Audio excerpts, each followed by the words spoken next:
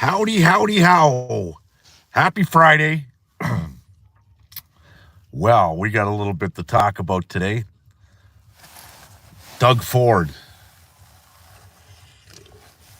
I'm not a fan of his at all.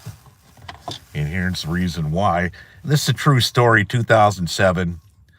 In 2007, Doug Ford, his brother-in-law, his name is Scotty McIntyre, and this is a true story, and you could check it out. Anybody could check it out all they want.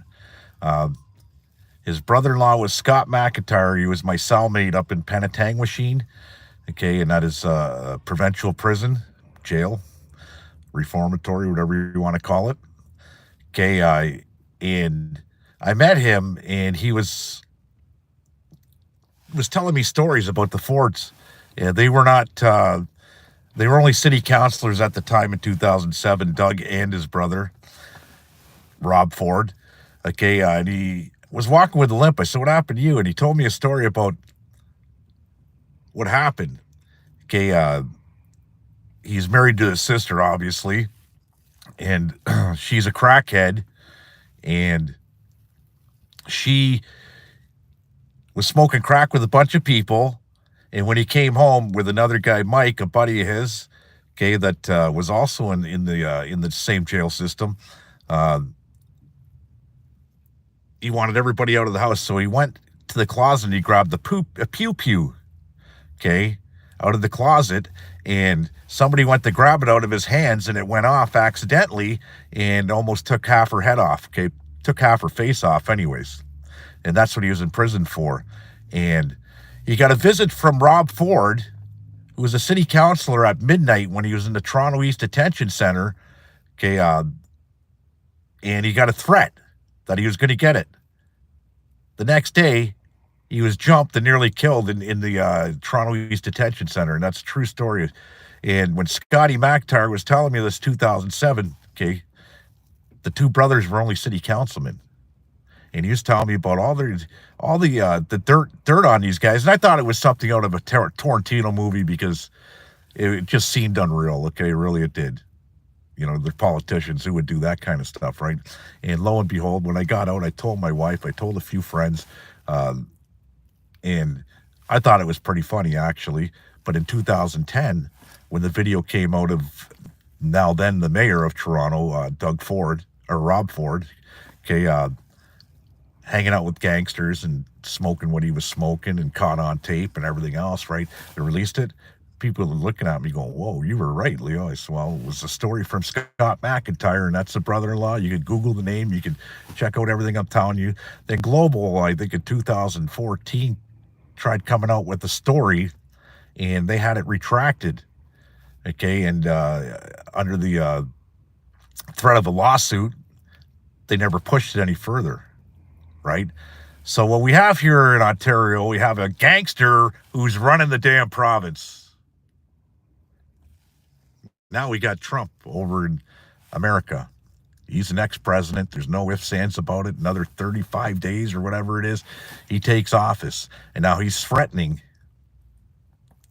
Okay, the video was in 2013, whatever it was, okay. The dates are a little messed up. I was in jail 2007 anyways, 2008, those dates. So what we have now, we got Doug Ford, who is now the premier, top dog in Ontario, threatening Donald Trump that he's going to shut the hydro off. Well, I'm going to tell you what's going to happen there. You're going to shut the hydro off for about 10 seconds in America, and we'll be speaking American very fast. Don't think for a second that America is going to go their eastern seaboard in the dark, where half the houses are probably heated by cheap Canadian hydro, cheaper than what we pay in the winter. It's not going to happen. So he's blowing smoke up somebody's ass, maybe Trudeau's, trying to act tough for Mr. Trudeau. I can see that happening.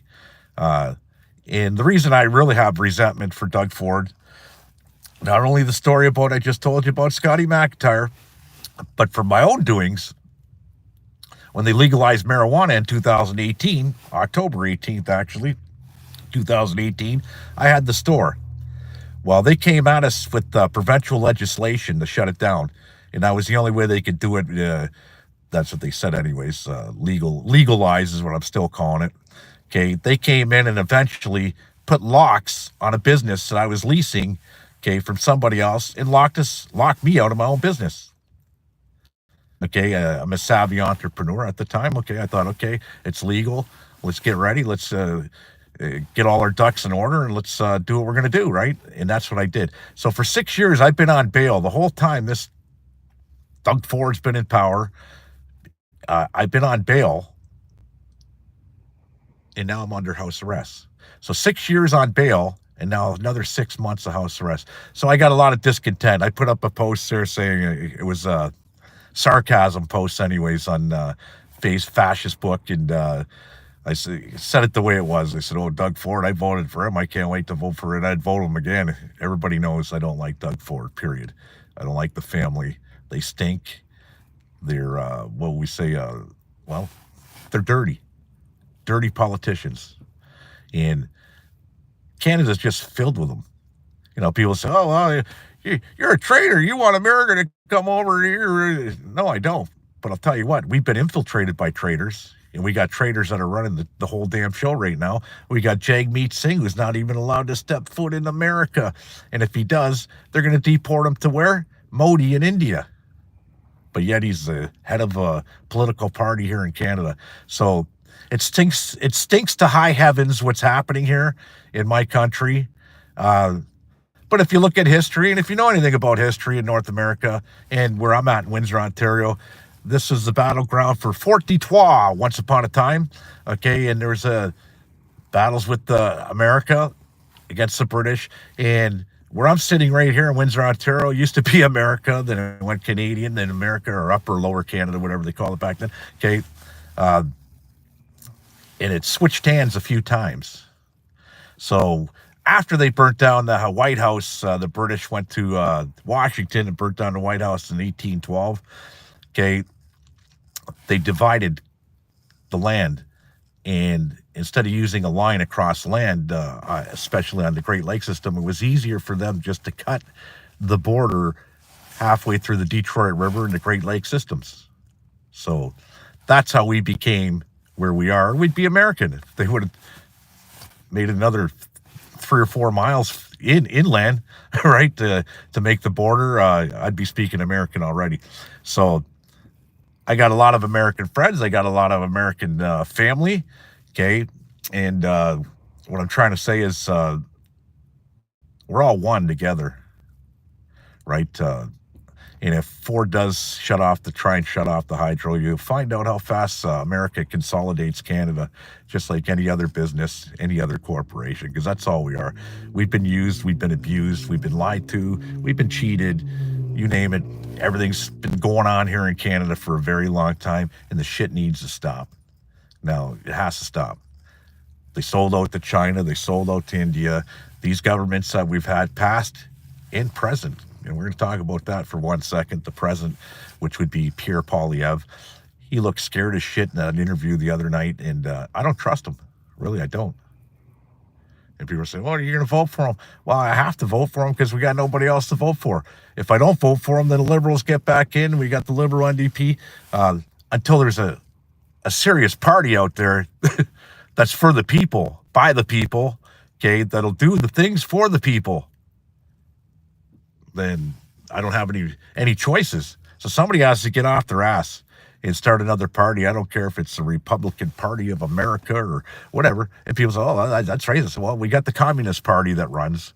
We got the Libertarian Party that runs.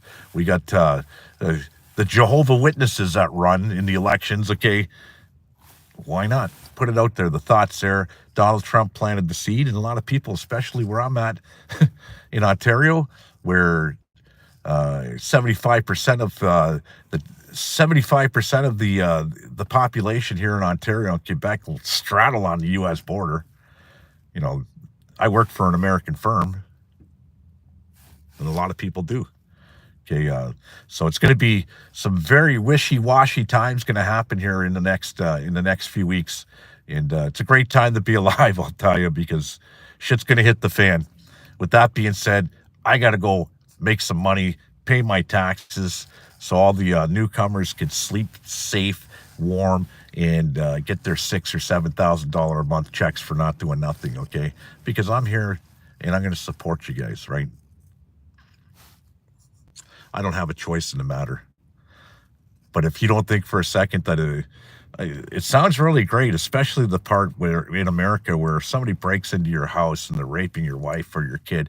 Uh, the current government that we have here now, even conservative and liberal and NDP, they'd rather have you watch your wife and your kid getting victimized and then call 911. We're in the U.S. We know how it works over there. You break into somebody's house, pew, pew, pew, pew, pew, pew, okay, and they're done. Justice. That's what that is. So I got to go.